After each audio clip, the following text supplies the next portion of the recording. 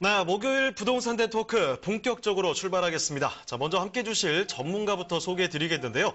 UNS 하우징의 유재성 대표님 나와주셨습니다. 네, 대표님 안녕하세요. 네, 안녕하십니까. 네, 인사 말씀 부탁드립니다.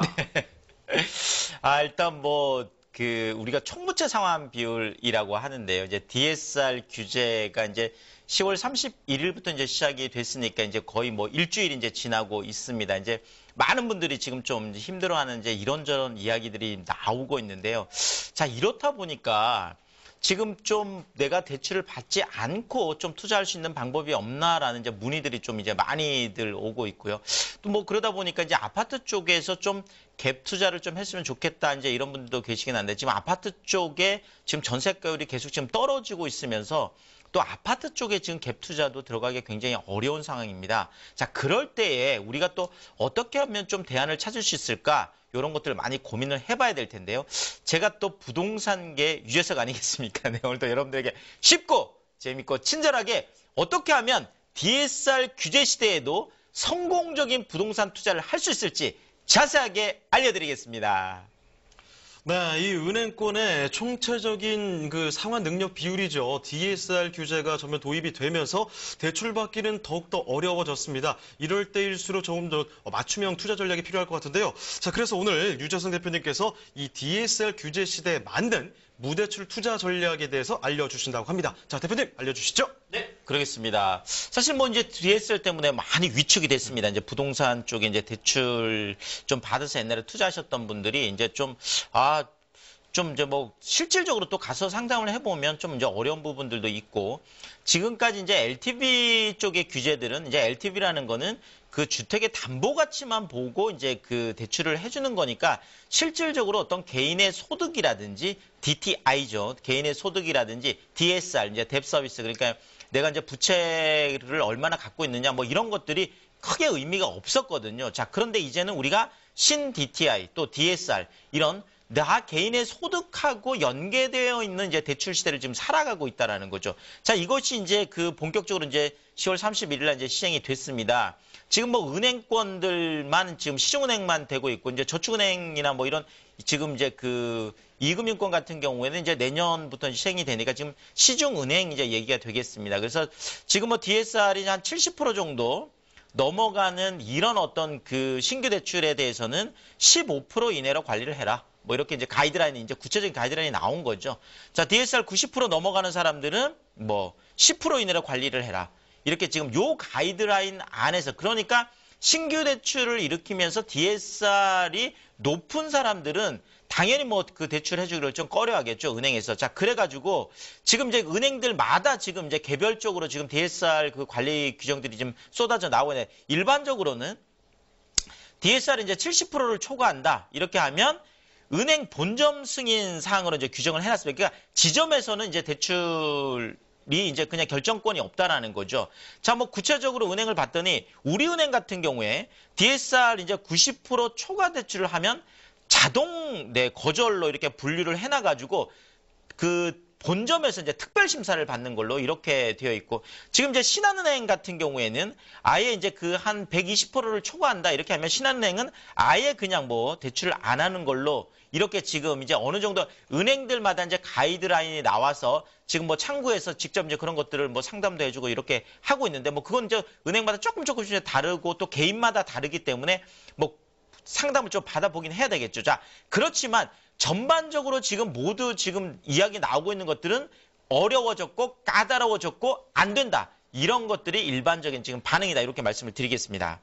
자, 일단 그러다 보니까 우리가 이제 서울 중심 이제 역세권 쪽에 오피스텔 이제 전세를 활용하는 것들을 이제 생각해 볼 수밖에 없겠는데요.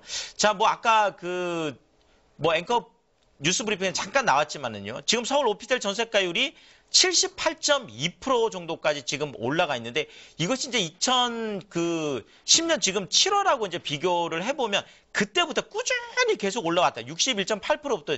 근데 지금 요것이 거의 한 8년 동안 이렇게 막 올라가다 이게 아니라 지금 이런 것들은 굉장히 안정적으로 이렇게 계속 올라가고 있거든요.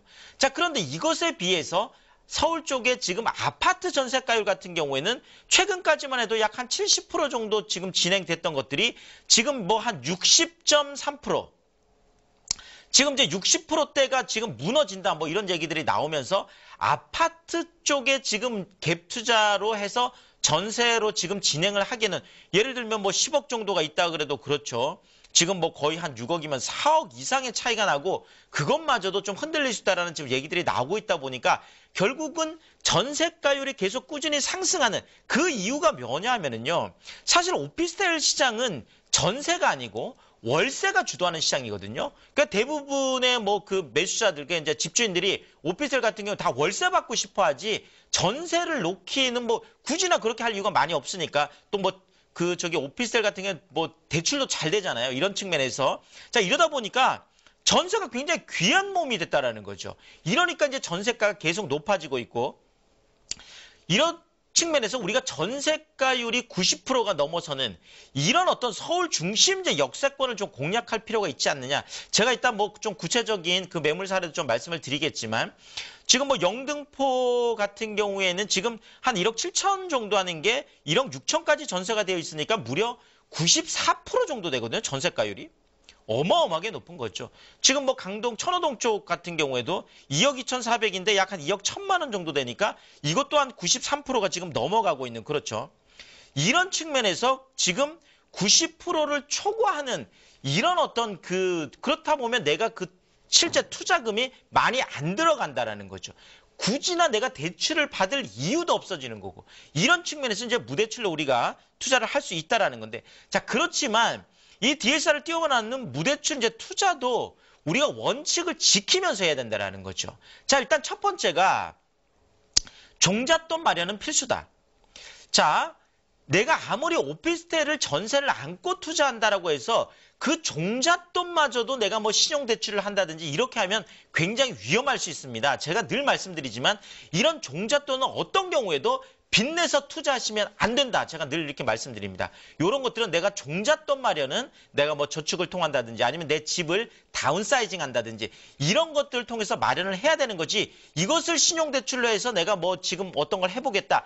이거는 안 된다라는 거죠. 이 원칙 꼭 지키셔야 될 것 같고요. 자, 처음에는 그냥 풀전세, 제가 뭐 풀전세라고 했는데 그러니까 완벽한 이제 전세를 하는 거죠. 뭐 거기에서 뭐 월세를 얼마 받기 위해서 이렇게 하다 보면 또 내 돈이 많이 들어가게 되고 그러다 보면 또 대출을 일으키니까 이렇게 하지 말고 처음에는 완전 전세를 하시고 그 후에 반전세를 하는 방법이 있다라는 거죠. 뭐 아까 영등포 예를 들어서 말씀드리면 1억 6천만 원에 나중에 할 때 뭐 1억 6천만 원에 5만 원, 그 다음번에는 1억 6천만 원에 10만 원, 1억 6천만 원에 뭐 15만 원, 20만 원 이렇게 조금씩 월세를 늘려가는 방법.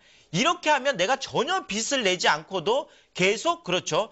차익과 수익이 발생하는 시점까지 기다리는 게 중요하다라는 거죠. 뭐 그냥 당장 내가 뭐 해서 뭐 차익이 뭐 1,000만 원 내가 투자를 해서 1,000만 원 남았다고 해서 바로 차익 실현을 하면 별로 이거는 투자의 어떤 그 성과가 없거든요. 그게 아니라 중장기적인 제가 늘 말씀드린 가치 투자를 해서 나중에 이제 시간이 지나고 나면 주변이 다 좋아지는 우리가 지역들을 늘 추천을 드리잖아요. 그러면 차익도 발생을 하고 또 서서히 계속 그 월세 수익도 조금씩 늘려나가는 이런 어떤 기다림의 미학, 중장기적인 가치 투자 이런 것들이 반드시 성공하는 그런 전략이다. 이렇게 말씀드리겠습니다.